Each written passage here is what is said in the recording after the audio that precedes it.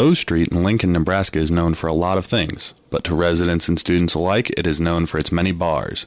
Brothers Bar on O Street is well known for its cheap drinks. In regards to most people visiting Brothers, it's cheap drinks, in and out. You just go have 5 drinks really quick and then you're out.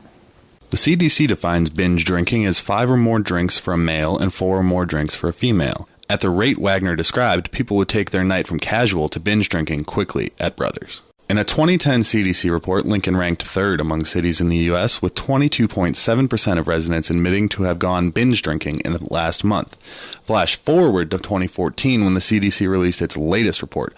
Lincoln dropped to 10th on the list despite the fact that a higher percentage admitted to binge drinking. Gene Johnson, a bartender who has worked at Lincoln's Zoo Bar for 9 years, has seen just about all of it. I hear different national standards of what they consider a healthy amount of drinking and what's excessive.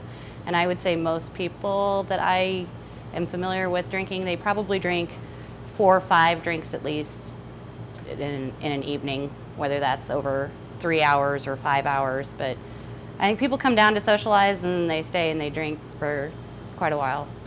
Can I get a beer, please? It's not that people in Lincoln can't go out for a casual drink. It's the people that go out and decide to test their limits and don't know their limits that keep Lincoln as one of the most drunken cities in America. Most people try to test their limits every single time they go out. They had 12 drinks this time, they can have 15 this time. Where people, they have that intention of, I'm drinking tonight, I'm going to drink all night. And there's not much of an idea of trying to not go to excess. It's just, well, I'm going to drink tonight and I'm just going to get there. And I think that's a common. I see a lot of people, I would say, that I think have that kind of idea in mind. I mean, I don't really have any friends or know people personally that just casually drink. Most people I know are just trying to get drunk that night, and that's it. Drinking stays so prevalent in Lincoln partly because of price. With happy hours and a nightly drink special, a night out doesn't have to cost an arm and a leg. Some bars seem to have some really crazy drink specials, and I think that really kind of encourages people to just drink as cheaply as you can and as much as you can. And because Lincoln's prices of drinks are so low that anyone can afford to drink in Lincoln, regardless of your socioeconomic status or your job or whatever.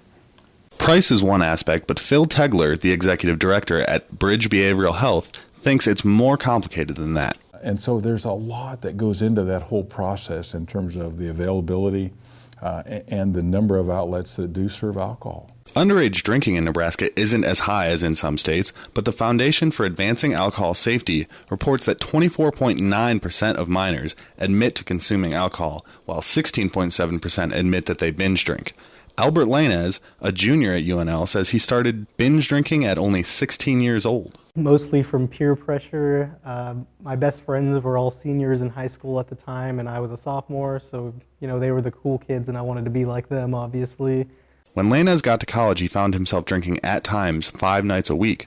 After a long night of drinking, he was stopped by a police officer while walking into Schramm Hall.